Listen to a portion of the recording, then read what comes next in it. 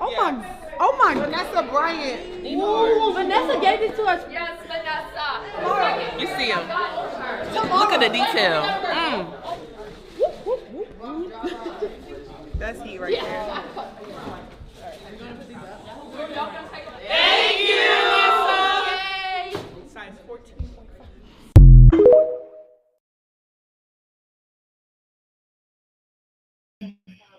Good evening, good evening, good evening. Thank you for joining me here for Conversations with Taz for Talk About It Tuesday. Now, in the background, you will hear there is an indictment day special going on, and then Trump has decided to also give a statement. So, once again, if there's any breaking news, I'll bring it to you as it occurs. Now, there is a whole lot going on. I know everybody has been very tuned in to the Trump indictment, and trust me, we're going to break that down from the rooter to the tutor, okay? But we have some other things that we need to unpack first. Now, I had alluded to it the other night, but here's some more information on the thwarted attempted school shooting at an HBCU, y'all. Take a look. Greensboro police responded to North Carolina A&T State University for a... Well, TT fam, another mass shooting averted. Now, that would have been interesting. See, lawmakers, Republicans, that is. While y'all thinking about y'all padded pockets, nowhere safe anymore. No school, no college, no Christian school, nothing is safe. 'Cause you allow guns to rule the world. It's a shame. Y'all gonna learn. Y'all gonna learn. And for all of the pseudo-Christian sycophants that were running all over social media going, well, Christian straight men just don't do this. He was armed with holy water. He was armed with holy water. And moving on, someone that we haven't spoken about in a while is George Santos. And I think he's starting to catch a clue that people don't like him. Take a look. Well, George Santos is clearly getting the message that he's not popular. And how does he deal with it? Exactly the way you'd expect. He has now changed his Twitter privacy settings so that only people he follows can comment on his tweets. People like ultra-conservative conspiracy theorist and journalist Gavin Wax, the New York GOP, Kyle Rittenhouse, who is now using Twitter as his personal fundraiser, and of course, U.S. Representative Tim Burchett from Tennessee, who the other day said that there's absolutely nothing Congress can do to prevent events like Nashville the other day because Congress would just make things worse. But back to Santos. Imagine that, a U.S. congressman who uses Twitter to talk at you without giving you the opportunity to respond. Well, at least it's on brand for the 2023 GOP.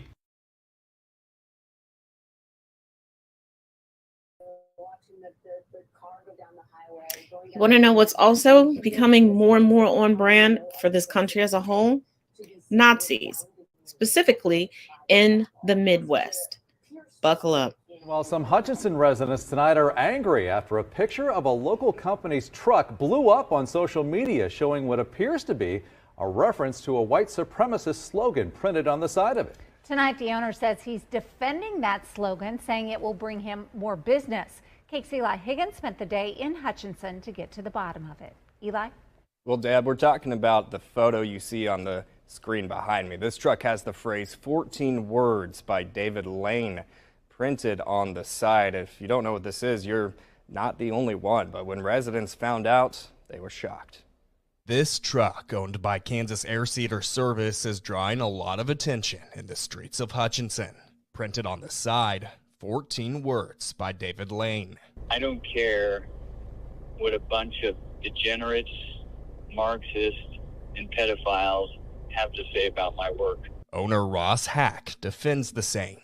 A quick Google search shows that 14 words by David Lane is a reference to a 14-word quote that says, "We must secure the existence of our people and a future for white children." there's such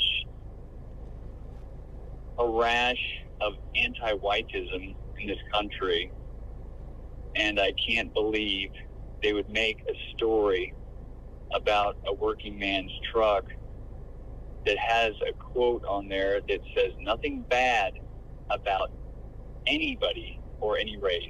The Anti-Defamation League says 14 words, and the quote it references is the most popular white supremacist slogan in the world, and that it reflects a belief that unless immediate action is taken, the white race is doomed to extinction by an alleged rising tide of color, purportedly controlled and manipulated by Jews.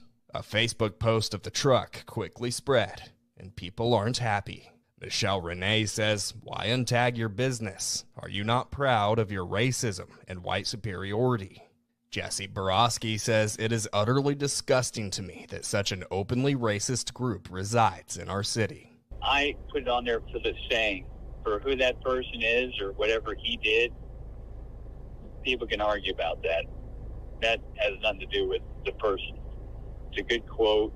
The Hutchinson News reports Ross Hack went to trial in 2014, accused of being one of the masterminds in a 1998 Las Vegas murder of two men who were thought to be killed for opposing racial and ethnic prejudice. But it says even though Hack's own sister and ex-girlfriend pleaded guilty to conspiracy to commit murder under Hack's direction, the jury found him not guilty. Hack says he actually thinks these words will only bring him more business. If this thing would have ended up with black children, I'd be getting an award from somebody. You know, the statement like that and not backing down to the woke crowd is going to make even more people actually call me, and I kind of see that right now. Hack tells us he did remove the quote from that work truck out of safety concerns for his family, but otherwise he says he plans on continuing business as usual. So while he's feigning ignorance, did you catch that he's utilizing as many dog whistles and racial tropes as possible? He doesn't know who this person is. We know about the 14s and the 88s and the 1488s all over the internet. They're Nazi dog whistles. We've all known this. And then when he brought up woke and if it were black kids, we're not out here saying that we're going to be replaced. See, argue with your ancestors who said that you can only take away and deplete whiteness. They made the rule, not us. That's why they got y'all thinking that you disappearing. We didn't do any of that. Not even a little bit.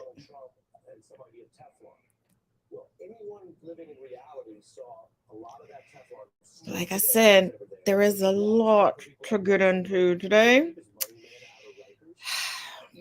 Now, the two big stories of the night, of course, are the Trump indictment and what's going on in Tennessee. And we're going to get to those in just a little bit.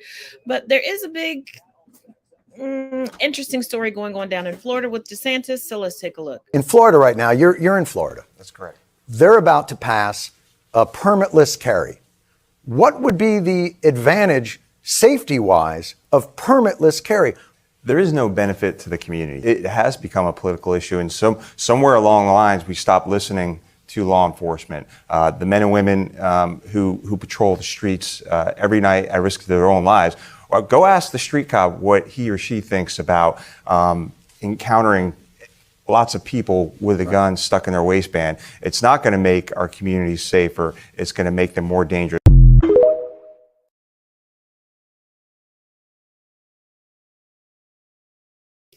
Now, also remember that DeSantis put together his woke mob, a collection of people who would go into schools and check students' backpacks for banned books. And now they can conceal and carry with no permit, no training, no.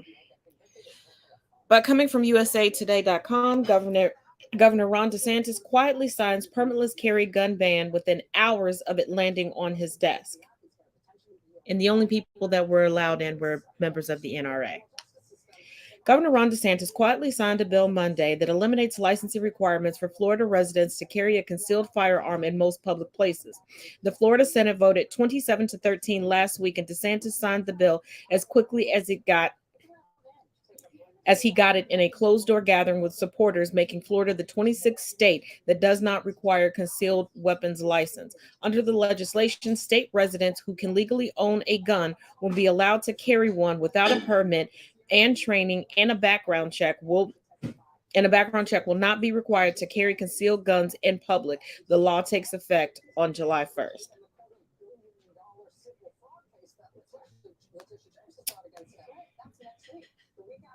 But all of the news coming out of Florida isn't so dire. There's a little snippet of sunshine, and this is coming from thebusinessinsider.com. Disney CEO Bob Iger slammed Governor Ron DeSantis' attempt to strip the company of its decades-long special tax status as anti-business and anti-Florida. Here are the cliff notes. Disney CEO Bob Iger says Governor Ron DeSantis' actions against the company were anti-business. Disney and DeSantis have been embroiled in a bitter feud over a law known as Don't Say Gay. Iger told shareholders on Monday that the governor is retaliating against Disney.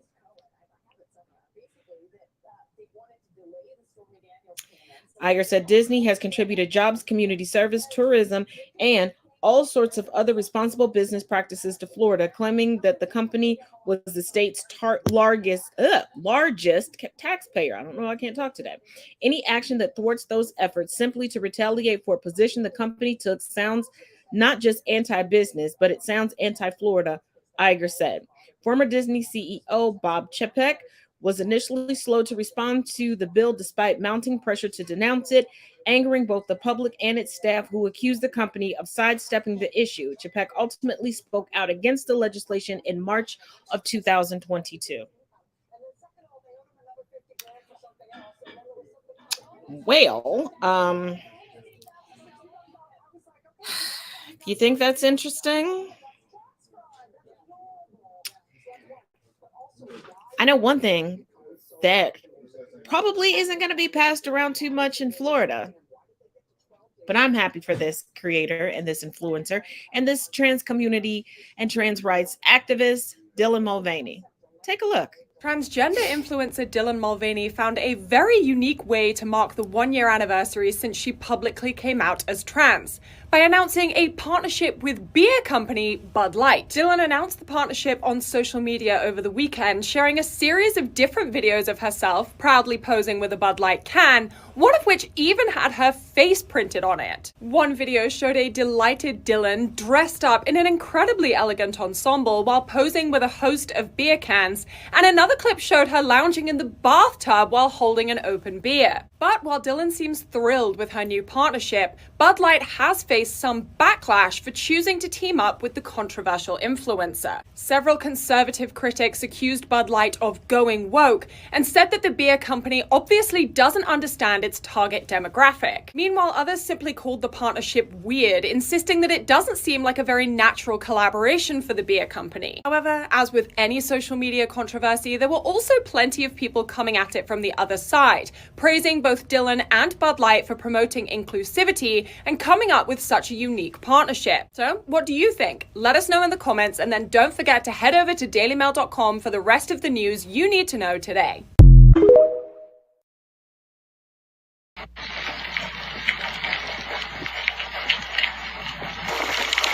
This is where it now belongs. In the garbage.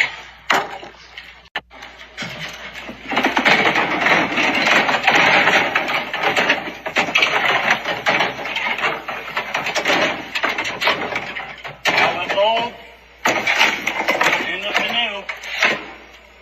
Like I said, if you don't know, you should probably go. Yeah, many Americans are throwing out their Bud Light because they don't want a trans representing their beer, their wonderful beer Bud Light that they have lived for years. And now this? How dare they? But you know what the most interesting part is? If they only had this much care for the children being removed from their lives due to certain ARs and AKs out there, You don't see them opening up the trash and throwing them away, do they? Nope. We care about our beer more than we care about our kids. Yay! You're really showing them.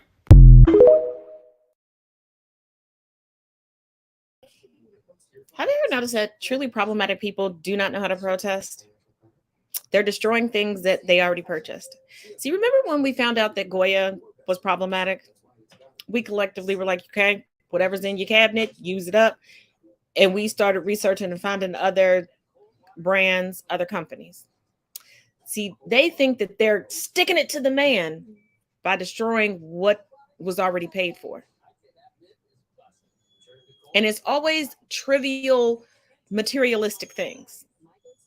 It's never the life that they forced to be born. Never.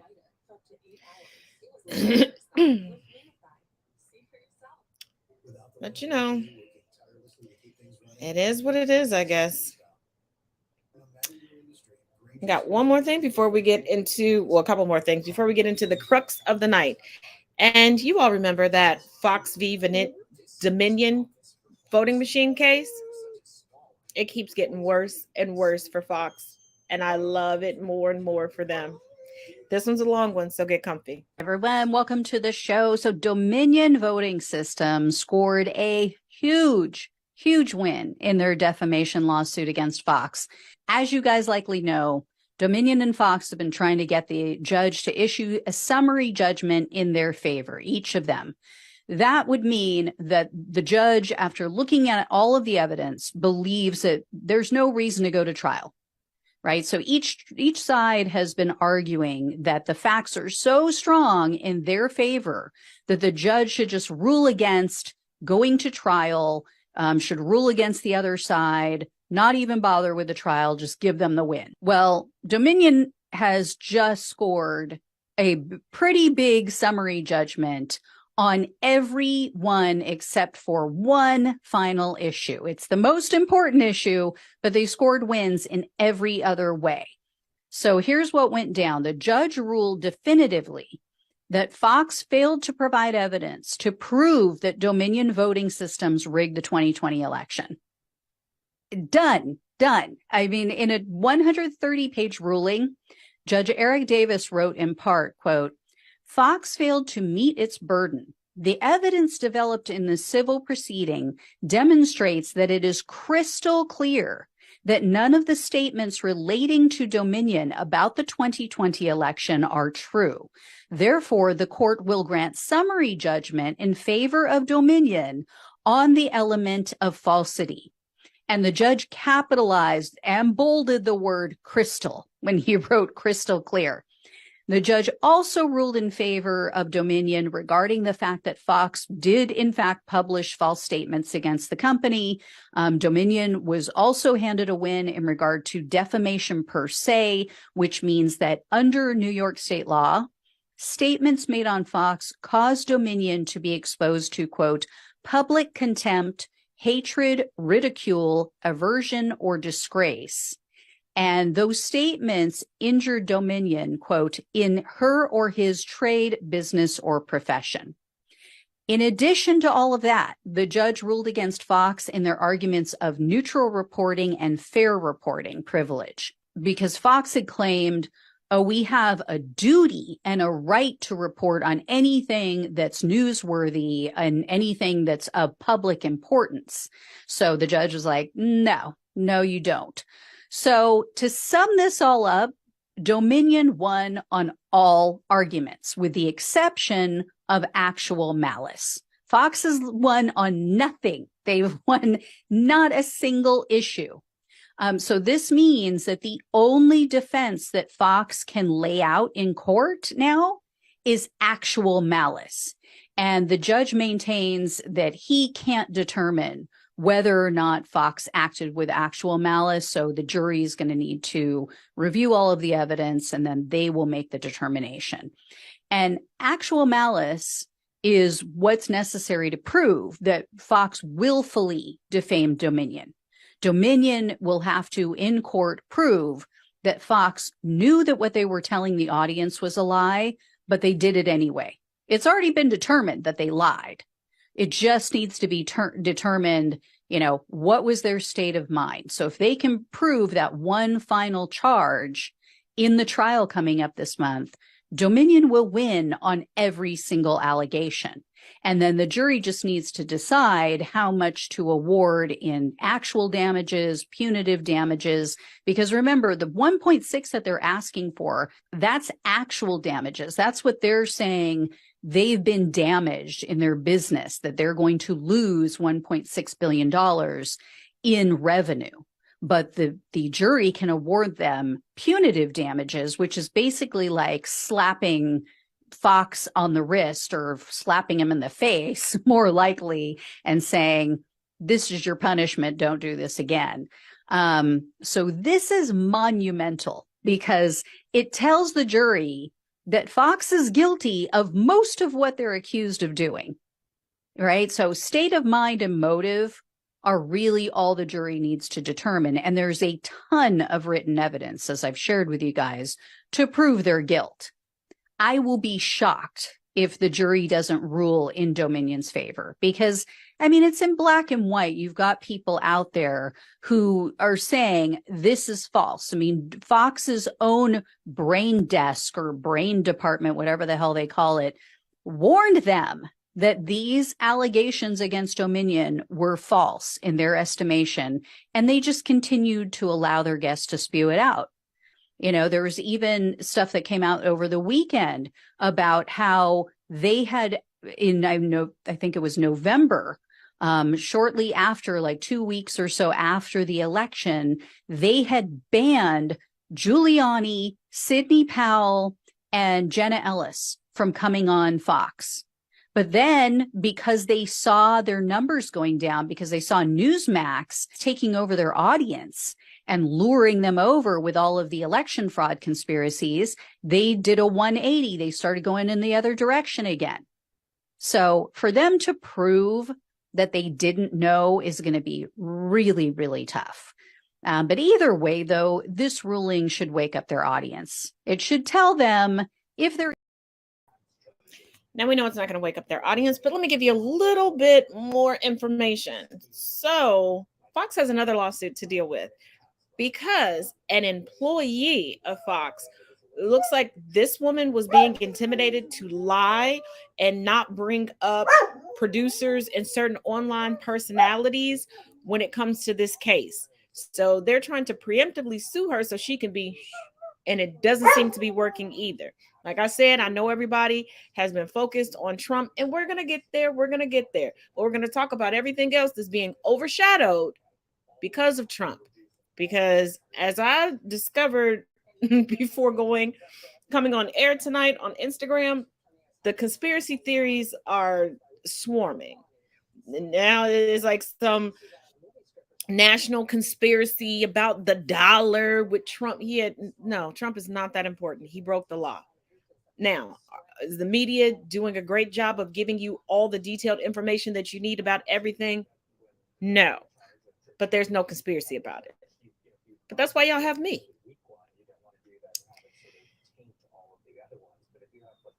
Now, like I said, before we get into the two hot topics of the night, let's talk about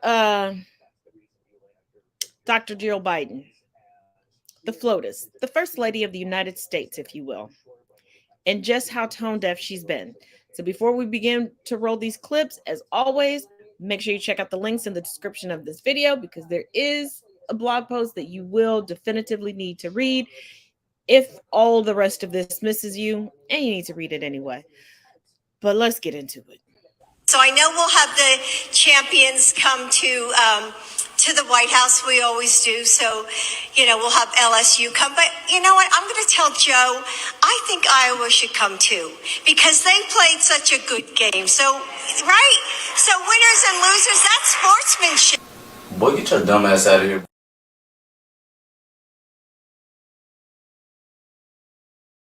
What Jill Biden wants to do with Iowa women's basketball is one of the softest things I've ever seen in my life, and to be frank, I am disgusted. Yesterday, we saw Jill Biden at the Iowa LSU game. The First Lady goes to a lot of massive events, and it makes sense that she went to this massive women's basketball game. But she is now suggesting that after watching the women's NCAA basketball championship game from the stands, Jill Biden says she wants Caitlin Clark in Iowa to join LSU at the White House. First of all, you play to win the game. Second of all, Jill, I don't know if you saw what happened after the game. I'm not sure you want to bring both those teams together.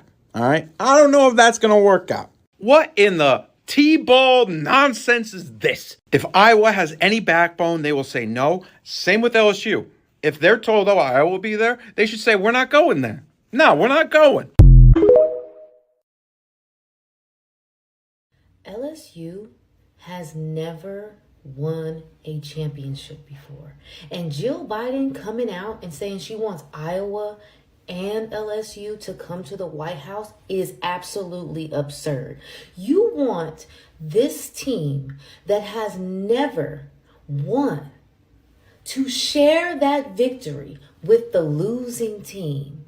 Why? Why would that be okay? When has that ever been okay? What in the participation award are we even talking about? Because if LSU would have lost, I almost can guarantee you we wouldn't be talking about Iowa and LSU going to the White House. But all of a sudden, y'all want to have both teams come. Are we gonna start doing that with the Super Bowl too, and with baseball teams as well? How about no? Championship. That's the part about winning the Super Bowl, the World Series, or the NBA title. Guess what, Skip? We get invited to the White House. Yeah. The losers don't get anything. This is not a participation award, and that's what's watered down sports in America. Yeah. Little Johnny and Little Susie get an award just because they were on the team, although they didn't win anything. All the teams, if you were in the league, you get a trophy. No, winners get a trophy. Now because the people that won, the young ladies that won, look like me, and the people that lost look like her, now we're going to invite the runner-up. She knows the backdrop of this story. The number one trending topic. What was, Skip? It wasn't that LSU won. It was Angel Reese and Caitlin Clark. Yep. And so she's a doctor. If she didn't know, she should have known. That's the part. Lady of the United States, Jill Biden, was so enamored by the NCAA Women's Championship that she simply had to invite the winning LSU Tigers as well as the losing Iowa team to the White House. I feel as though she owes every black woman in America an apology. Angel Reese is representative of all black women who have had to work twice as hard for very little respect, who've had to overcome challenges that most of us will never know to simply be in a space where her gifts can shine. And all of that was slowly attacked on yesterday by a number of non-black people who were offended by her actions of simply doing to a white athlete what had been done to her. And then here comes the First Lady of the United States of America, Jill Biden, who sleeps in the White House because black women showed up for her husband in record numbers and record amounts, and says it's okay this year, unlike any other time in history, we will not just have the winner come to the White House for recognition, we'll have both teams come. It was a slap in the face.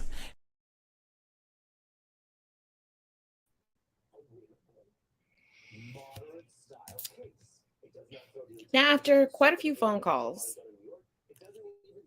from LSU, from fans, Dr. Biden's representative came out and stated that she was just, her remarks were meant to celebrate all female athletes and that unity. Where was that unity last year? You brought South Carolina, but you didn't bring UConn.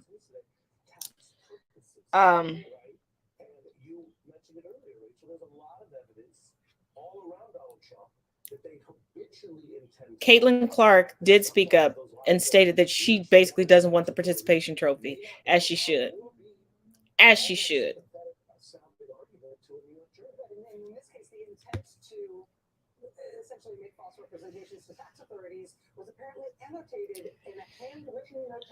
That's why I say some people are just extremely, extremely tone deaf. Like I said, if you want my further thoughts on that, check the links in the bio. There's a great blog in there. We're going to run the ad, then we're going to get into the two biggest stories of the week thus far, and that is what is behind me now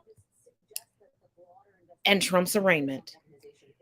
So take this time, go get you a beverage, go get you a snack. You know how we do. I'll see you in 2 and 2.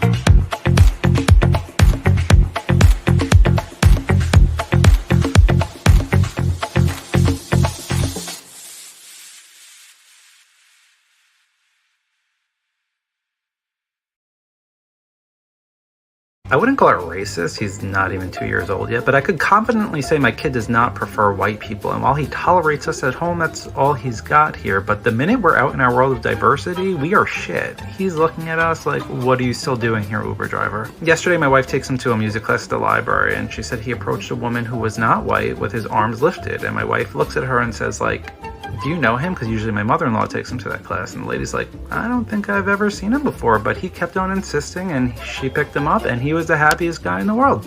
10 minutes later, he's making his round, and he pops a squat on someone's lap. Again, my wife goes up to this Asian family and says, do you recognize him?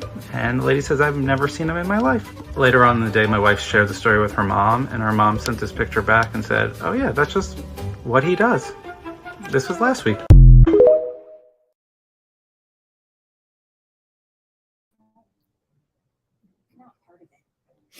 One man said, I got to deal with y'all at home. I'm not going to deal with y'all out in the public. Don't be embarrassing me. I need some melanin in my life. Now, real quick, before we get into the fascism that seems to be taking over the Tennessee House, real quick update on the Nashville shooting. Investigators are still going through all of the writings left behind via the shooter. We know about the manifesto. Evidently, there were also writings left in the vehicle and in the home, and it appears that this shooting attack was extremely calculated. Also, if anyone watching or you know anyone that lives in Wisconsin, tonight, the polls just closed about 30 minutes ago there. The Wisconsin Supreme Court election, yes, they hold elections for their Supreme Court. and it's between a liberal and a conservative. The conservative is Dan Kelly, who was a former Supreme Court judge until he lost his reelection, bid in 2020, and then Janet I cannot pronounce her name, my apologies, but she is a liberal. So keep a close eye on that. I am trying to see if I can get some updates on this, but everywhere I'm looking, it's just not updating you, girl. So if I get any word on it, I will let you know. But and yes, I have the handy dandy notebook out tonight because it's a lot. And when I say a lot,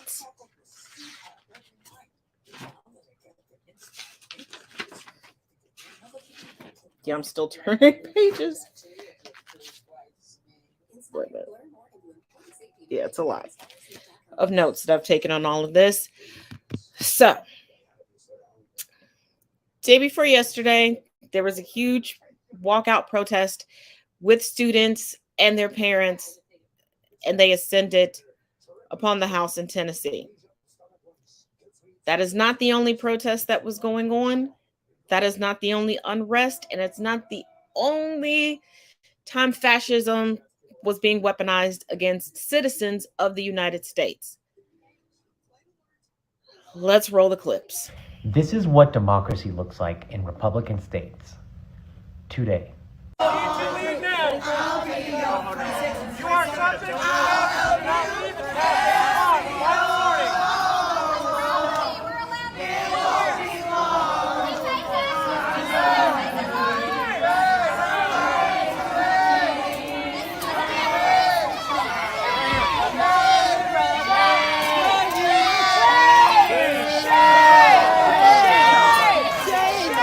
That was Florida, where dozens of peaceful and pro-choice protesters were being arrested tonight.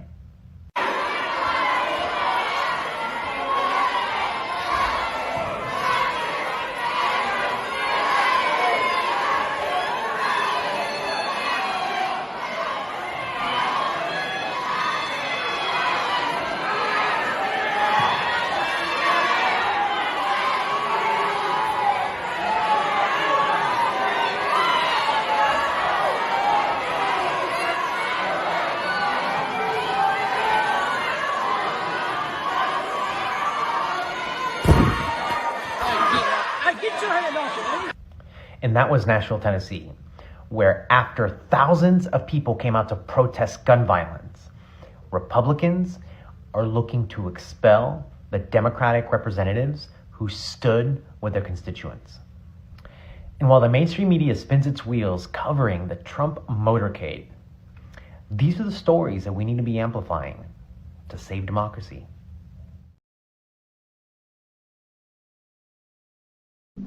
I'm not here today to plead mercy, to say, you took me off committee. They're threatening to expel us. They're trying to make an example. This is a political lynching. Yes. But we will not back down. That's right. We were out with the people today, all those high school students who walked out of school, because this issue is an issue of life or death. This is not a simple issue while we're getting in the way of the system right now. It's the death of our children. And I have my constituents here, Ms. Brooks, whose son, Akilah, was killed in the Waffle House shooting. This is real. This happened in Nashville. This is not the first mass shooting in Nashville. And we need to say their names. Akilah Da Silva. This is not the first time this happened in Nashville. And unless we act, it won't be the last time. And so my message to the Speaker is that the Speaker broke the rules when he silenced elected officials from speaking for our constituents. The Speaker violated the state constitution that says we as lawmakers have a right to dissent from and protest against legislation that is injurious to the people and to have our objections noted for the journal. The Speaker broke the rules when he lied and broke the quorum, when he lied on mothers and children at our Capitol and correlated them to violent insurrectionists. And so the Speaker owes the people of the state an apology, and I will go so far as to say a resignation, because what he did was wrong, and it incited violence. It incited putting people's lives in danger. We have an act of violence that I cannot talk about right now, but their words have consequences. When the Speaker called this an insurrection, he mobilize these fanatical groups to attack people who were there. And people, there were consequences for his words. And there will be accountability for his words from the people. But we have to tell the truth that words have consequences. And what the speaker did is shameful. As a community, I represent Davidson County. Our community is grieving. And the speaker said no words, offered nothing for the grieving of our communities, the trauma, the tragic. There's so much emotion, and so I'm just speaking real with you all. And I hope that we stop just publishing what the speaker says as fact, but I hope that we challenge him and ask him to justify why he made those statements about Tennesseans gathering to exercise their First Amendment right to call for common sense gun legislation. Thank you. Thank you. Representative Justin Lafferty pushed me and stole my phone and tried to incite a riot with his fellow members in this section of the House floor. I have it on video. I will send it to you. Representative Jones, that is not a parliamentary question. That is an accusation, which was just addressed. And so, therefore, you can have that question at a later date. Thank you, Mr. Speaker. I would just like to note that under the House rules, felonious conduct is prohibited expressly under the House rules.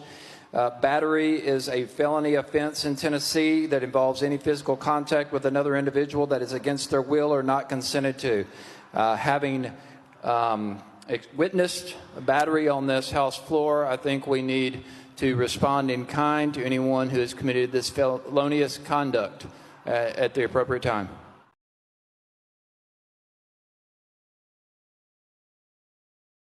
This is what's happening inside the Tennessee State House right now. It's a video Republicans like Representative Lafferty from Knoxville don't want you to see.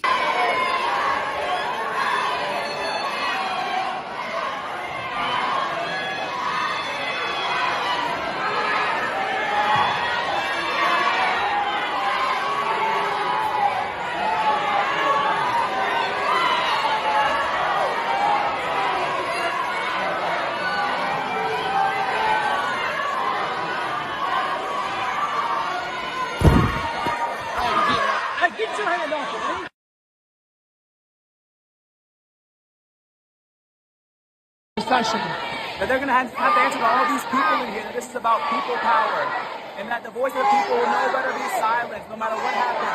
This is what democracy looks like. This is why we were speaking up for the people, but all these people are demanding us to act. This is who we're standing with today. All these children and parents who are saying that they don't want our kids to be killed, in their elementary schools by preventable deaths because we have this proliferation of guns. So this is what democracy looks like. Thank you.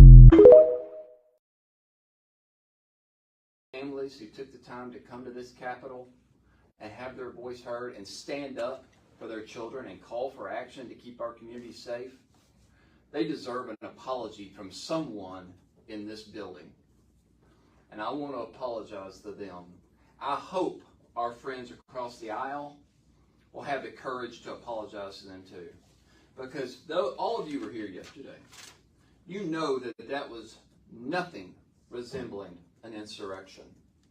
And unfortunately, the Speaker of the House said, quote, "Today was at least equivalent, maybe worse, than the insurrection at the U.S. Capitol on January 6th. Ladies and gentlemen, that is a blatant lie, and it's offensive. You show me the broken windows. You show me anyone who went to the Speaker's office and put their chair up on his desk and trashed his office. You show me where a noose was hanging anywhere on the Legislative Plaza. You show me any violence that was done by anybody here speaking their mind and sharing their perspective and standing up for their children. To refer to yesterday as an insurrection is an offense to every single one of those families. And that's why I'm pissed off. Because we expect the people of Tennessee to come up here. We want them to come up here and voice their opinion, whether I agree with it or not. Our friends across the aisle always like to say, this is the people's house. Well, guess what? The people came to their house yesterday, and now, instead of wanting to spend time on conservative radio talking about how we're going to keep our families safe and our children safe in their schools, they're using those opportunities in their platform to call these families insurrectionists. They're trying to change the narrative and make these folks out to be some evil people when all it was families. That's it. They came up here. And if it made them uncomfortable, maybe they need to look in the mirror and ask why they were so uncomfortable.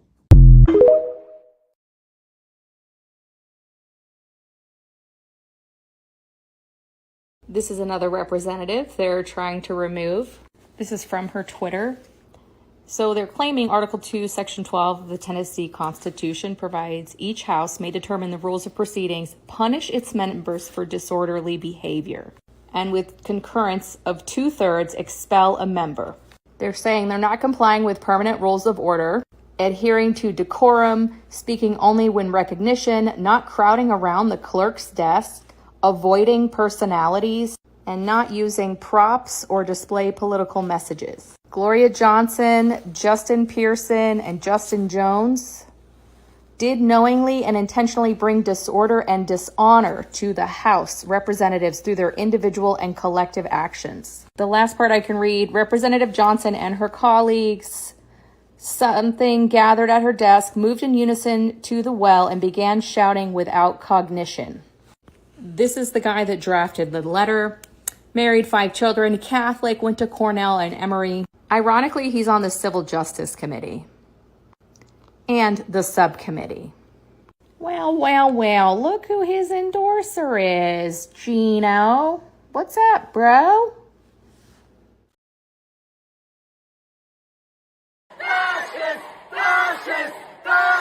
Everyone, I just wanted to hop on and let you all know what happened today at the Capitol. So there was a Nashville walkout organized by March for Our Lives in conjunction with Students Demand Action, and that had over 7,000 people show up. After that, we went back to the Capitol at 4, delayed the session until 5 by demanding that our voices be heard, and listening to the voices of elementary school kids from across Nashville demand that their legislatures value their lives. Unfortunately, instead of doing that, the legislature today decided to expel 3 members, Representative Gloria Johnson, Representative Justin Jones, and Representative Justin Pearson, and they're going to consider a final vote for expulsion this Thursday at 9 a.m. These are the 3 representatives that were bold enough to say that our legislature needs to act on behalf of the people and demanded gun reform. And their reward? They're going to be expelled for it. So we need to stand with them, show up, and show out. There truly is no low. There truly is no low these people will sink to. You know, I asked a friend today, how do these people sleep at night? And she was like, money, on their big old beds of money, NRA blood money. As you guys may or may not know, students in Nashville put together a walkout and went to the Capitol to demand action on gun violence. And this is what they were met with by their representative. So you're not going to like my answer. And look, I'm going to say that straight up. It's not about this one gun. If there is a firearm out there that you're comfortable being shot with, please show me which one it is. There's not. There's not. Right there. Every single gun in the hands of a crazy person, a deranged person, a convicted felon, every single weapon out there Going to be more scared when somebody's walking on the street with a giant ass gun for no reason. Like, nobody's going to do good with that gun. I understand that. They vote against mental health too. Services. You can ban that specific gun. So, and you are going to do what's your point, bro? nothing to improve y'all's safety. I'm sorry, that's a fact. And here's another video from that same hallway full of children. Safely, I utilize them properly. Why? Let me ask y'all this. Why don't we ban assault rifles? You don't need those. Those are just for army.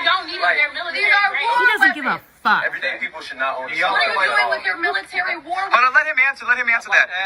What do you feel like that would do to make a safer society? Bro. Assault rifles only used by. I'd like to hear this young man, if y'all don't mind. Hold up, guys. Would y'all like to hear him or not? No, they want to hear. They want to hear from you. They want to hear from you. Justin, we've heard enough out of you, young man. I love these kids.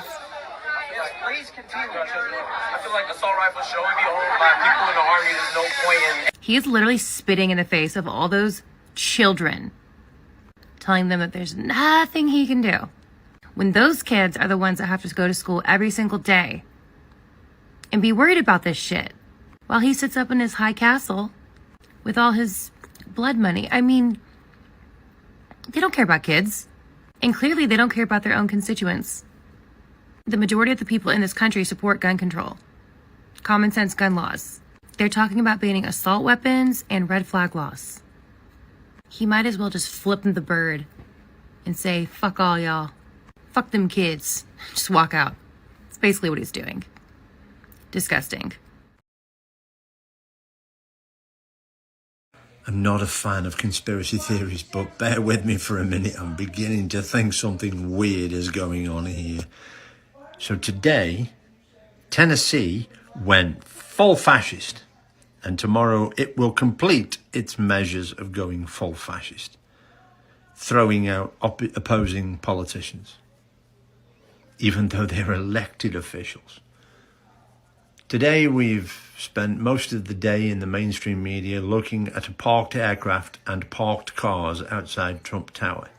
And tomorrow we will again look at a parked aircraft and parked cars outside a court. We're not getting a mugshot. We're not getting a speech. We're not getting anything. But we're going to get plenty of footage and punditry of something that is going to happen behind closed doors. Whilst in Tennessee, full-blown fascism happens. And this is why they want TikTok banned. Everybody tonight is screaming about Tennessee because it's not on the news. I'm not a conspiracy theorist, but there is something very fucking strange going on here.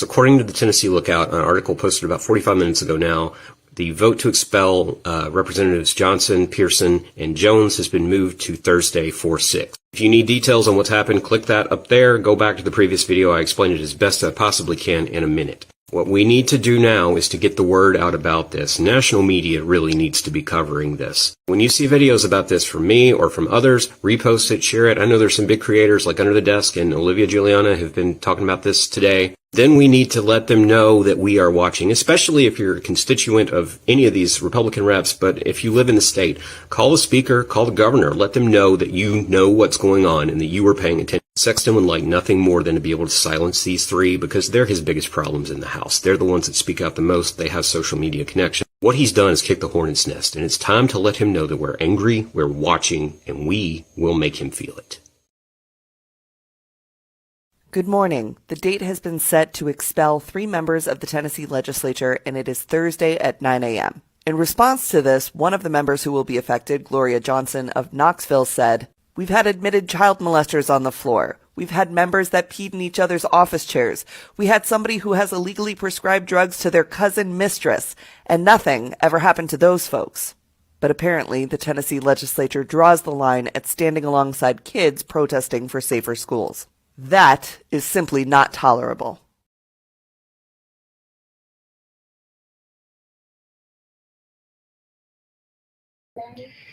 Okay, here we go. Sorry about the brief technical difficulties there. Let's see. Okay. Now, just to let you know that the 3 are Democrats that they are trying to expel. They've already been removed from their committees and their badges no longer work. The GOP, the House, Tennessee House GOP is voting to remove them from their positions that they were voted into. The resolution was filed to expel the three that stood with protesters. The GOP is not addressing or answering questions from their constituents, protesters, or opposing colleagues. They are calling the protest an insurrectionist, and as you heard, Representative Jones was pushed, and that is a felony within Tennessee. The vote has moved to Thursday at 9 a.m. So please, please, please do your investigative things and call who you need to call. But I think the biggest thing that needs to be presented is their interview from tonight. Hold on.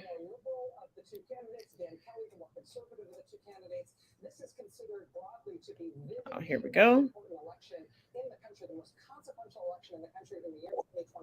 thing about January 6th, it is the distortive effect that it had on how we understand protest. The First Amendment gives us the right to protest. And even when it's loud and angry, protest is not just allowed, it is a fundamental component of our democracy. America's anti-war protests, the 2018 Women's March, the Black Lives Matter and civil rights movements, all are almost universally viewed as righteous uses of the First Amendment. Had those Stop the Steal Trump supporters just protested outside the Capitol on January 6th, we wouldn't be having an investigation or even a conversation about an insurrection. What you see here, this wasn't a protest. It was an anti-democratic faction seeking to keep Trump in power by forcing their way inside the Capitol, assaulting police, and hunting lawmakers, including the vice president, with the intent to intimidate or kill them. That was the insurrection. But because Republicans go to Republican, the party that backed the insurrection is now spinning any protest against their policies as insurrection. They are weaponizing the word to distort the concept of peaceful protest. In Tennessee, students have been rallying for gun reform every day since last week's mass shooting at a Nashville school. On Thursday, hundreds of children, students, and parents gathered at the Tennessee Capitol to demand gun safety laws that could literally keep them alive. 3 Democratic lawmakers stood in solidarity with the youth, bringing a House session to a halt during the protests. Today, on the 55th anniversary of Dr. Martin Luther King Jr.'s assassination in Memphis, Tennessee, by gunfire, the people of that very state are demanding life over guns. When in an extraordinary and anti-democratic move, the Republican majority is moving to expel those 3 House members for supporting the students who were marching for their lives, calling them insurrectionists. Joining me now are 2 of those Democratic lawmakers, State Representatives Justin Jones of Nashville and Gloria Johnson of Knoxville. Thank you both for being here. I do want to start with you, Representative Jones. The Speaker of the House in Tennessee called the protest by these kids at least equivalent, maybe worse, than the January 6th insurrection. Outrageous. Your thoughts? I mean, I think that the Speaker of the House, and thank you so much for having us, Ms. Reed. I think that the Speaker of the House owes these young people and their families, the mothers and grandparents who joined them, an apology. Because his words were insulting to a grieving community. I represent a part of Nashville. This mass shooting happened here in Nashville. And rather than responding in a compassion, he responded by demonizing these young people who simply were saying that we want to live. We don't want kids shot in elementary schools, that this is preventable, and that we should act. And instead of listening to these young people and encouraging them and comforting them, the Speaker incited hatred against them and tried to portray them as violent, and that is shameful. These marches were epic. I mean, it reminded me of March for Our Lives in Florida. And you know, Representative Johnson, there's a Republican state representative named William Lamberth who asked protesters, these kids who are out there just trying to survive, you know, getting through high school alive, quote, "Is there a firearm out there that you're comfortable being shot with?" He asked rhetorically. "Please show me which one it is." It is shocking to me that is the kind of rhetoric that's happening in your state, your House of Representatives, and that it is you all that they're trying to expel. Do you expect this vote to actually be taken to expel you? You know, I think that it likely will. I mean, they have not demonstrated any understanding. They can't read the room. They haven't demonstrated any understanding. They haven't, until, I don't know if he even looked kids in the eye when he asked that question of them. But when they walked into the chamber, past all these families that we spoke with, I talked to moms that morning who would drop their kids off and were so worried about were they going to be able to pick their kids up and would they be safe. And they didn't even look them in the eye. They didn't have a conversation. They didn't listen to them. And it's remarkable how they treat people. And we see that every single day.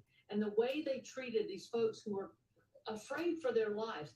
I'm a teacher. I was at a school. We had a school shooting and lost a student. I've seen the trauma and the terror in children's faces. Yeah. I don't know how you cannot listen to these people who are concerned. And Representative Jones, there's an incident, I'm going to show it here, and I'm just going to let you talk over it, that it even appears that one of your colleagues physically shoved you.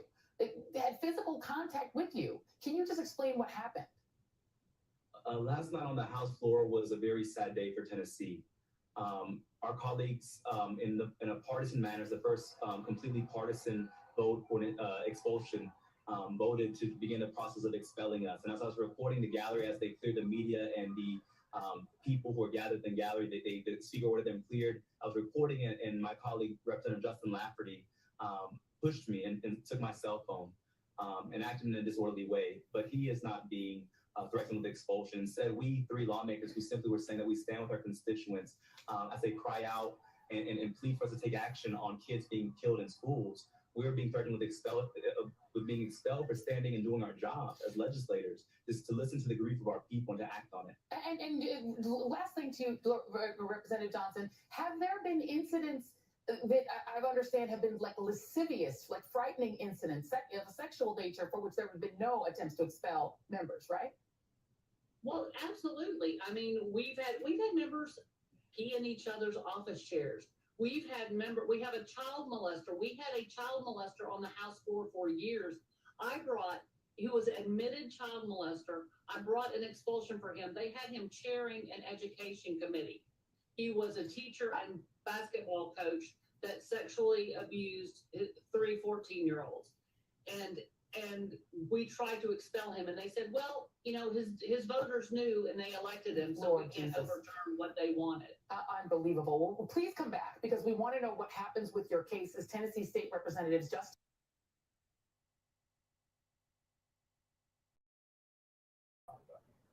Yeah, you heard that. Full-on adults upset because they just might lose their comfy NRA checks if they actually do what they were voted into office to do, listen to their constituents, are peeing in each other's chairs, pushing each other on the House floor, snatching phones to try to keep the information from getting out, and backing child molesters. But I thought it was protect the kids.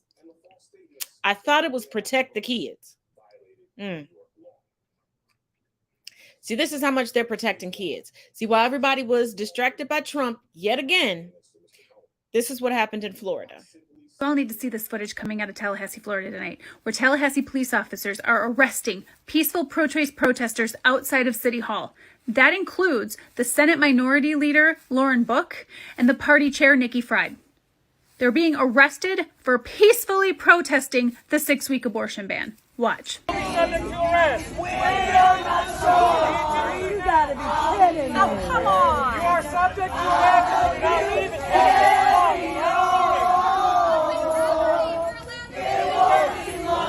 Unbelievable. Shame. Shame. Shame. Shame. Shame. Shame.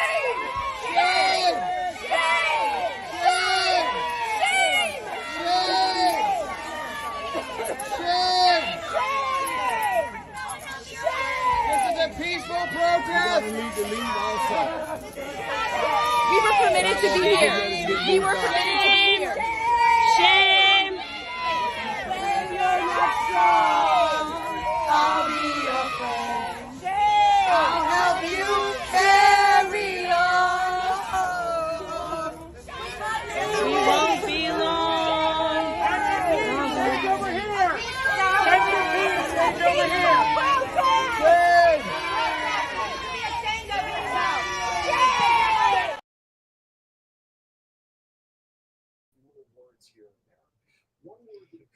But the good old excuse me, patriots keep marketing the United States, even to those of us residing here. This is the freest country ever. Land of the free, home of the brave. It's getting less and less free by the hour.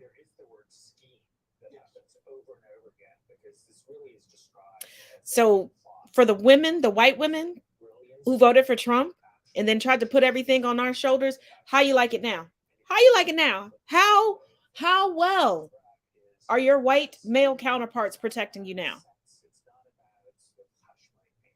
Because see, they want control over you too. Think I'm joking? Where are you classified as in the Constitution? I'll wait.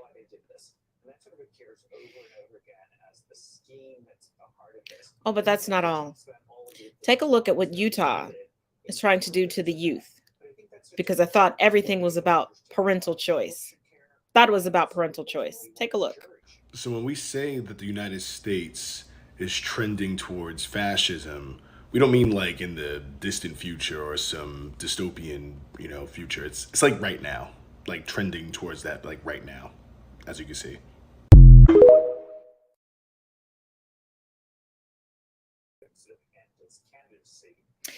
Yes. The government wants to tell you how long your children can be on social media. But once again, I thought this was all about parental choice. Because on the federal level, the GOP sycophants are going, well, we're working on the parental bill of rights. It should be the parents' choice, the parents' choice, the parents' choice. Unless you're liberal, unless you're not Christian, unless you're LGBTQIA+, unless you're disabled, unless you're melanated, unless you're an immigrant. You see where I'm going.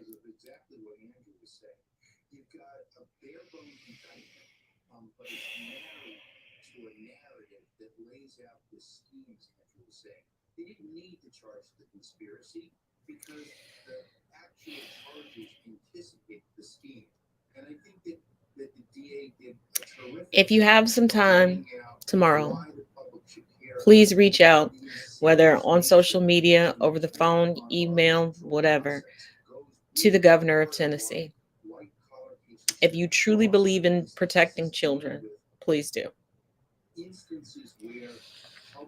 Before we get into all of the Trump legal woes, let's not forget that Trump did place a bid with the federal appeals court in DC in order to reject certain testimony being compelled.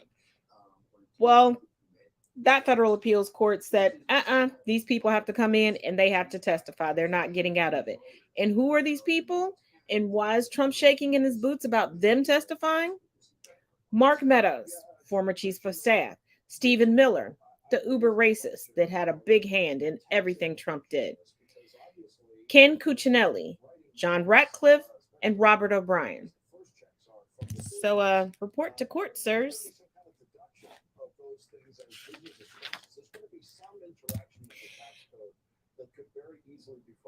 And real quick, just a synopsis, because Trump has a lot of legal issues going on. Now, regarding today's hush money arraignment, there was no mugshot. It has been stated that there is a faux mugshot that will be put on merch for additional campaign fundraising. But he did not sit in the jail cell today. He was not cuffed. There is no mugshot. Now, another case out of DC involving Trump. He is currently requesting the dismissal of a civil case that is being brought by the girlfriend of Capitol Officer Sicknick. If you remember, Sicknick is the officer who died due to multiple strokes due to the trauma he endured from the January 6th insurrection, aka Trump's self-coup. Melania. Did anybody wonder where Melania has been all this time? I did. And I found out. She did not travel with Trump. Shocker. But guess what? Girlfriend started a lovely vacation at a country club today.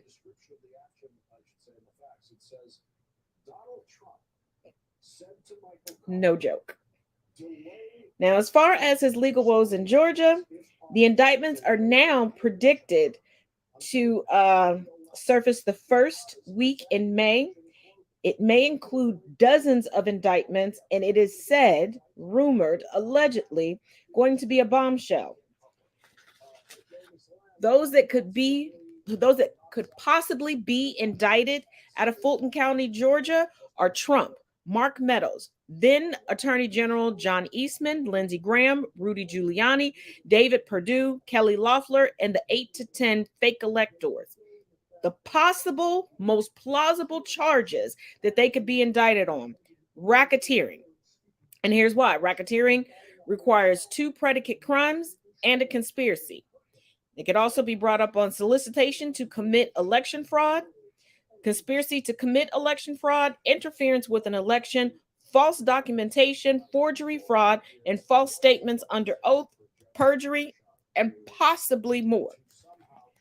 Whew, this is a lot. Now, regarding the DOJ investigations, and remember that has to do with the Mar-a-Lago subpoena and the classified documents, as well as the January 6th insurrection. This is a twofer and possibly more. There are some rumors out there on the legal side of everything that is hinting at there could be more, but that has not been confirmed. Now, it's looking like the indictments from these investigations could come around June or July.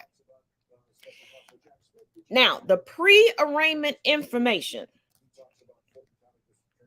It was asked if there was a mugshot that was going to be taken, if Trump and his team could print it on merchandise. There was no mugshot, so they created one of their own. Now, a lot of people were saying that he could have been arraigned via Zoom. It was confirmed today that he was compelled to show up in person, so this really wasn't the attention grab everybody thought that it was going to be. Trump is calling for protests, big protests, but here's the thing. You do realize that out of the thousands of people who were arrested, indicted, convicted, and imprisoned regarding the January 6th insurrection, the most violent of those people, the vast majority that would have the means to show up and show out the way Trump wanted to, they're either on probation, on parole, or still behind bars. So that good 100, 125 people that came out to support him today, that's about as good as it's going to get. See, everybody else is old and rickety and just wants to come out to the rallies and talk their shit. It's also been reported that he has raised $7 million in fundraising that are campaign funds. And keep in mind that even though everybody's saying that he needs these for legal fees, he cannot use them for legal fees because that's why he's in court now for misappropriating. What was that again? Now, via Truth Social, and it's on this channel and on TikTok, I posted it. Trump called for District Attorney Braggs to indict himself. This man has no idea how anything works. With Trump, there is a film crew, including a videographer. They have been, and he has his campaign officials with him, along with his attorneys. I guess he's going to try to write this off. I don't know. But the campaign crew has been posting pictures, etc., on Twitter and Truth Social. And from a CNN poll, and before you all go, CNN, first of all, the vast majority of media within the United States is owned by staunch conservatives, and CNN is owned by Trump's homeboy. That's why Trump wants CNN to be his new Fox News. 60% of those polled agree that he should be indicted. And before we get into the nitty-gritty with everything that happened today, if you all recall, from the Michael Cohen case that involved this pretty much the same thing that Trump is being brought up on Trump charges now. It was a federal case where this is a state case. Trump was confirmed to be who orchestrated the payments as citizen one. That was confirmed in Michael Cohen's case. And there were no federal charges brought after Cy Vance, the DA that was told at the time by Trump's head man in charge to stand down. Now, that is not unusual for a DA to be told to stand down when the federal government and the state government have overlapping cases, because the federal government wants to, make sure they have all their ducks in a row. But generally, once that's over with, they'll come back, and with one case, they'll come back and go, okay, I got your case, DA, don't worry about it. They'll get federal charges, and it didn't. So that really did spark a lot of interest with a lot of people. Now, if you remember, Mike Lindell is Trump's bestie only in his head. He has blown through tons of money, ruined his reputation, all in the name of trying to help out Trump. And Trump just keeps putting his foot in his mouth and just throwing Mike Lindell under the bus with all these lawsuits that Lindell is trying to put out. Lindell had quite the reaction to finding out that Trump was indicted. Let's start there. Well, Trump's been indicted, and I'm here to show you Mike Lindell's reaction, which I was planning on doing this weekend, but obviously that didn't work out. Trying to reach on this crooked, all of a sudden, I thought this went to bed back in the day when they put the lawyer in jail. Isn't he still in jail? People are on to the media. They're on to this garbage. You can destroy someone, or try to destroy someone, and no one's been hit harder than our president, our real president, Donald Trump. The attacks that come, now people just brush it up and say, oh, gee, it's the opposite of what they're saying. So they're already saying Donald Trump is innocent. And what does the general person think of this? They think they're still attacking him because why? Because they want him to lose votes or make it look like, the polls, he's losing votes. So then your Trojan horse, Ron DeSantis, can come trotting in to this, but it's not going to work. It's not going to work. It's going to backfire on him just like everything else does. Everything we're uncovering now, everything that's coming to light, and not just this horrible George Soros appointed prosecutor up there. We have rhinos. We have evil. Evil doesn't pick sides. It's everywhere, Brandon. That's right. But it's overplayed its hand. You got to thank yourself, everybody, that evil is greedy, and they just elected Donald Trump as they elected him. You guys all want something to do out there, but they just attacked your real president. Here's what you do. You go to your... And those of you all that are not familiar with the acronym RHINO, it means Republican in name only. So basically anybody who does not align themselves with the ultra MAGA Republicans, they're calling fake. Yeah, it started with fake news to now fake yeah, it's a mess. Now, Trump was having a pre-indictment meltdown all the way through the caravan, but let's take a little peek at part of his meltdown. So tonight, the night before Donald Trump's arrest, he is now calling for Manhattan DA Alvin Bragg to indict himself. He accused Alvin Bragg of illegally revealing information about him, and then he went on to say now if he really wants to clean up his reputation, he will do the honorable thing and as district attorney, indict himself? What the hell is this guy talking about? He is absolutely off his rocker. He has no idea what's going on, and he has no idea how the justice system works. And once again, I cannot believe that he was president of the United States. Now, speaking of releasing information, Don Jr. released a picture of District Attorney Bragg's daughter today. The daughter. But Trump sees nothing wrong with that. Now, many of you all know Marjorie Taylor Greene said that she was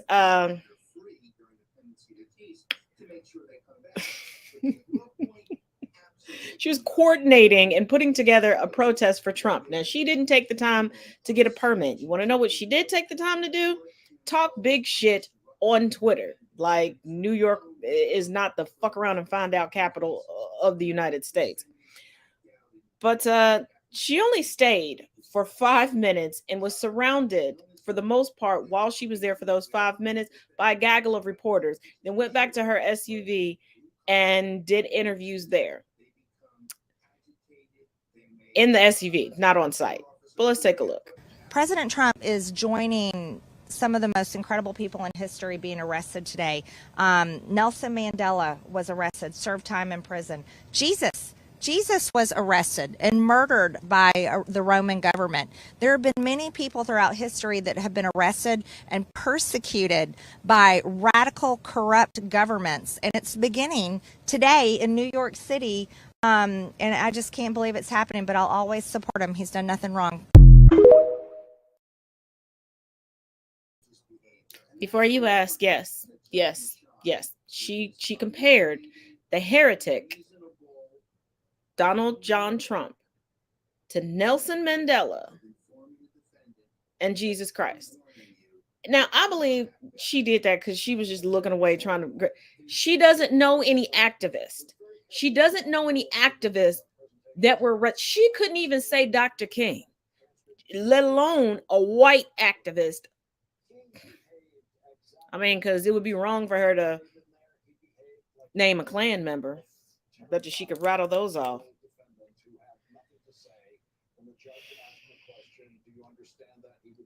But in front of the courthouse, the MAGA that did show up, as always, they were a shit show.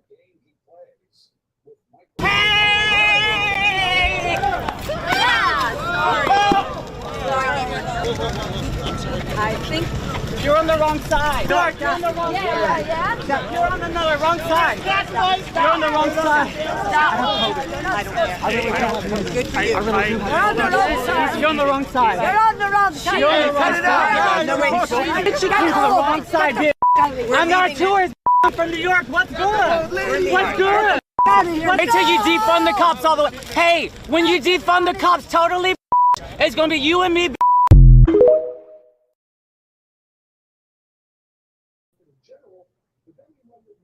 They still don't understand what defund the cops means. That she came to a protest in a dress and got beat up by a flag, but decided to get up and still.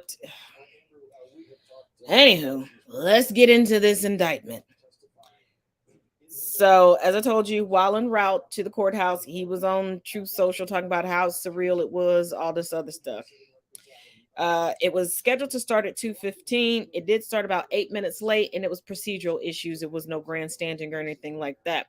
For everyone who keeps saying, well, this happened so long ago, even the statute of limitations ran out. I looked at the statute of limitations, and it was only the statute 30.10. If a person is out of the jurisdiction continuously during this time, it adds 5 years on. So, and that's just the Cliff Note version. Feel free to look up the New York Statute of Limitations 30.10. There were only still photos able to be taken when there were no court proceedings going on. So while they were sitting before the judge was speaking, any of that, no recording devices could be utilized, nothing. And it's speculated that it's because of what Trump has been doing, and nobody wanted anyone grandstanding in there. But after the press conference from his attorneys, this might be a highly televised trial because the lies run deep. But let me not get ahead of myself. I already told you all that there will be a faux mug shot being used for merch. So if you see anybody online going, yeah, this is my president, look at the manly mug shot, it's fake. It's fake. Just like his hairline and the stats he puts out about himself. It's fake. Okay. It's another grift. He did enter the courtroom silently. His legal team has 45 days to file their initial motions. There were 2 attorneys added just recently. Susan Necklace was added within the past 24 to 48 hours, and Tom Blanche was added yesterday, April 3rd, 2023. Now, Miss Susan seems to be very level-headed, where the guys kept trying to posture with each other, but it was Mr. Blanche that spoke on behalf of the defense today in court. Trump I'm sorry. Ooh, that was a slip. That was wishful thinking. Pled not guilty to 34 counts, all felonies, and they include there was falsifying business records and conspiracy regarding payments to 2 women. It was unsealed at 1:30 p.m. The judge the district attorney is concerned about Trump possibly leaking discovery information and leaks regarding the district attorney personal business and his family's photos and images were discussed. A protective order was requested in regards to discovery, etc. The judge did state that he was taking the threatening rhetoric that Trump was putting forth on social media very seriously. Now, during the post-arraignment press conference from Trump's team, they were like, "Oh no, the judge just listened. He took it seriously." Everybody who had a reporter in the courtroom that's not Fox News were saying that yes, the judge took it seriously. He gave guidelines. You got to stop doing this. You cannot do this. Things like that. At 3:26 p.m., Trump left and headed back down to Mar-a-Lago. They will not admit that the lawyers will not admit that Trump did not receive a mugshot. They were asked directly multiple times. They refused to answer, and that's because they need those sound bites to sell that merch, because I think that's the only way they're going to get paid. And they denied Trump's threatening and harmful and insightful social media rhetoric. The next in-person court date that he has is December 4th of 2023. Keep in mind, he served no jail time and waiting to be arraigned.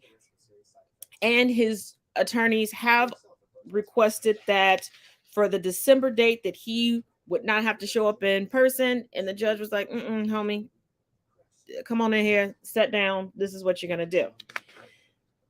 Now, before we move on, because we have some more Trump woes, there are a few things I want to clear up because Trump keeps quoting things and he's using partial truths, like very, very, very partial truths. Like, I think maybe he may have heard somebody talk about it in passing and he's trying to use it as his defense. Now, he keeps talking about that Nixon was awarded $18 million because the government took documents away from him, and you can't do that under the Presidential Records Act. First of all, the Presidential Records Act is the Presidential Records Act of 1978.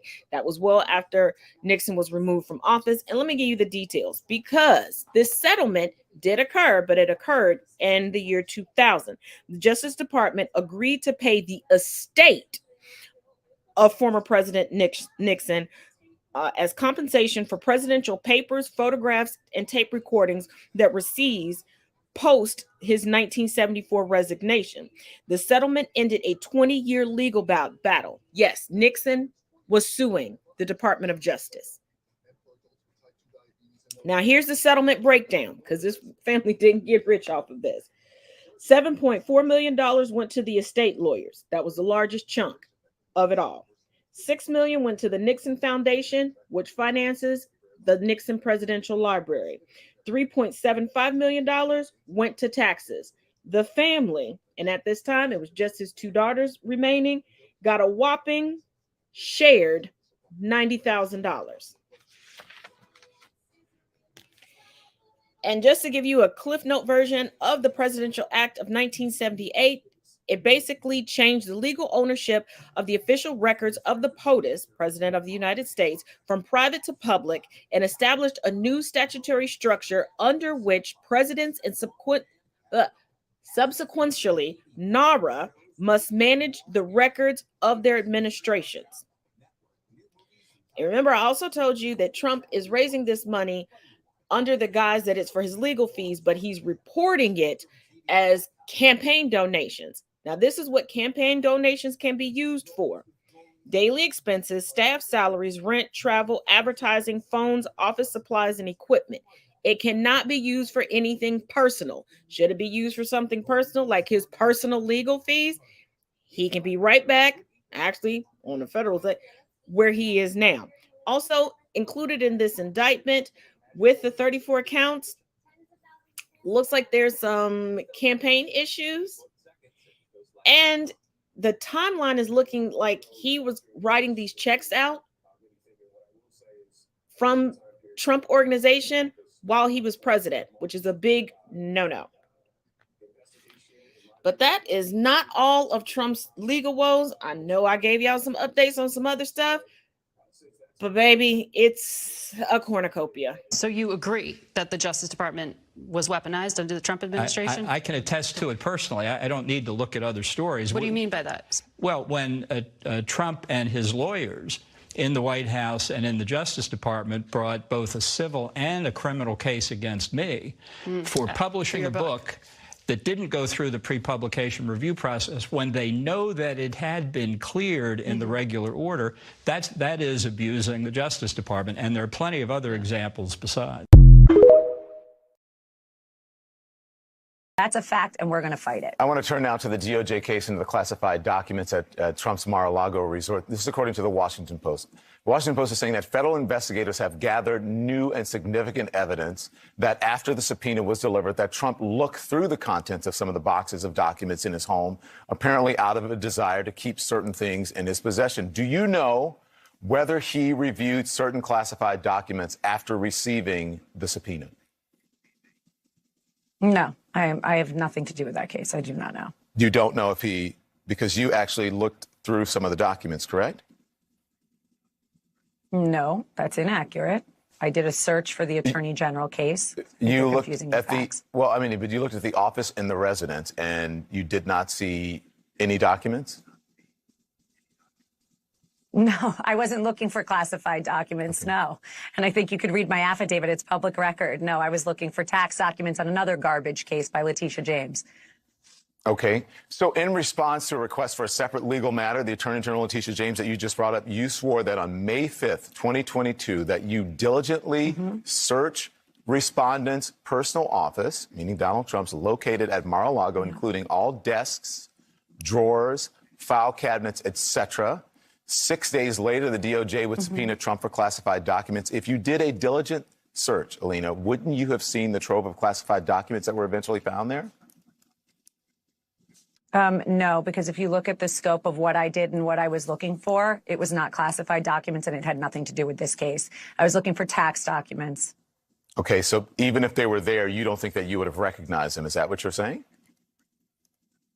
I don't know, but I know that I'm not in a deposition right now and I'm not going to continue with this conversation. But if you'd like to talk about what's currently happening, such as our corrupt system with AGs and our corrupt system with DAs and how they should all be brought in front of Congress and answer questions, happy to talk about that. Okay, Alina, listen, with all due respect, we have you here. You're representing the Trump legal team. The former president is in a series of legal threats right now, including the hush money payments, the DOJ classified documents, the Georgia election, the DOJ January 6th probe, and you're here to answer those questions. So, in those, this is not a deposition. I'm just asking you questions on television respectfully. So if we can just stick to the facts. So, yeah. Do you, Oh, we can stick to the facts, Don. But what you're asking me is something that's unrelated to the Mar-a-Lago case. It was for Letitia James's case, and I signed an affidavit, and it's very public. I recommend you read it. Okay. You testified to the grand jury, though, in this case. What's the sense of where that stands? You did testify to the grand jury in this case. Yes, that's not a secret. I testified to the grand jury. Yeah. So I want you to stand by, Lena, because we have our Paula Reed here who has been following this as well, and she's going to weigh in on some of the questions. Stand by. What do you have, Paula? What do you want to say? So if this is such a tough case for him to make, why is he bringing it? Well, I think there's no question about it that he wants to humiliate President Trump. You were right the first time.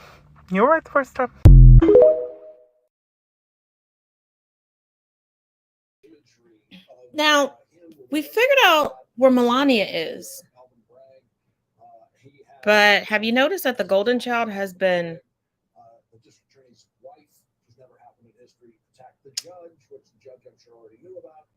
So we have seen Eric Trump go out there and lie about the crime in Manhattan to, of course, protect his father. We have seen Donald Trump Jr.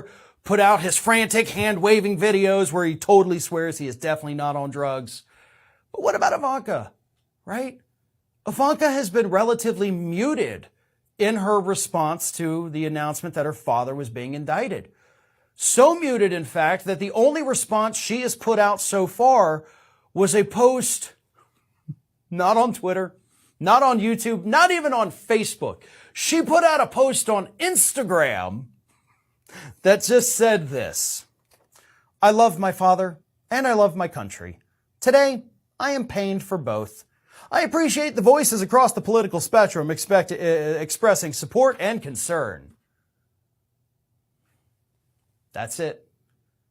That little post on Instagram, in between other pictures of her getting her nails done and, posting the books that she's reading, and then, of course, like, oh no, my dad's getting arrested. That sucks. That is what Ivanka Trump, that is her whole response to this. Oh, I love my dad. I'm pained.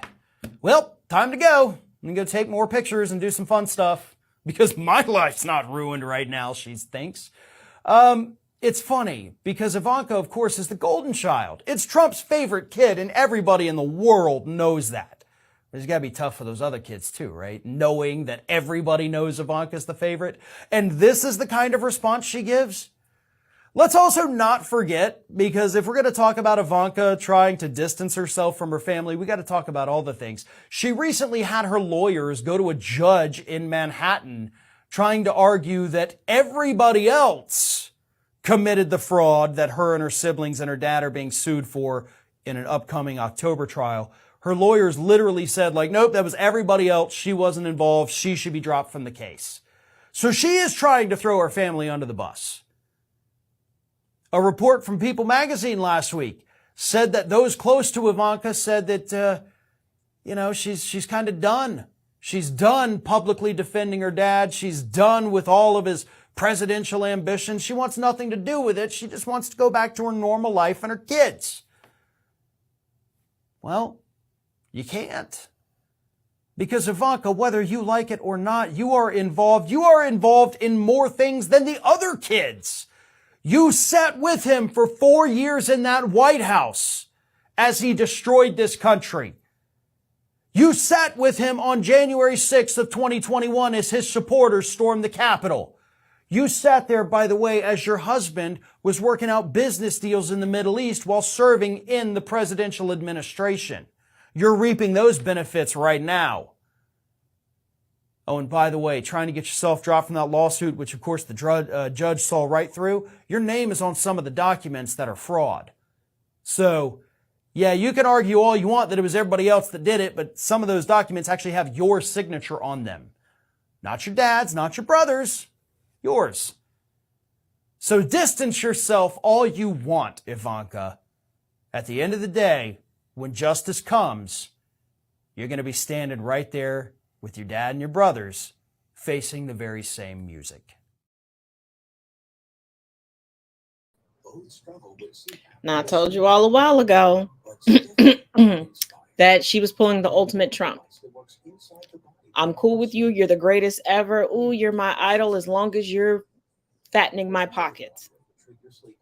And that is the one thing she got from her mother. Knowing how to hold on to money. She should have stayed with her mother and learned her business prowess from there because she wouldn't be facing this right now. But Ivanka, your business folded. And what she did was she waited until Trump was, remember, he was trying to hide money and he was divvying it up. She got that divvy and I think she was supposed to dole some back out and she didn't. She disappeared. But she learned from her father, who shows no loyalty to anyone, minus her. Because even though he's lashing out on everybody else that's not posturing and peacocking and puffing their chest out in vocal support of him, he has been radio silent when it comes to her.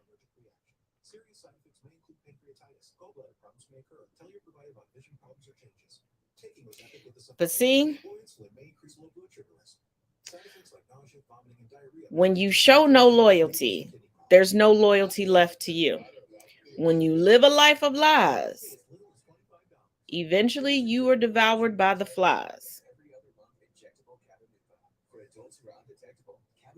And this is a family that for far too many generations has been pit in competition with one another. So there's nobody left to hold his hand unless he can find another porn star to come hold his hand and deal with the smell of his diaper.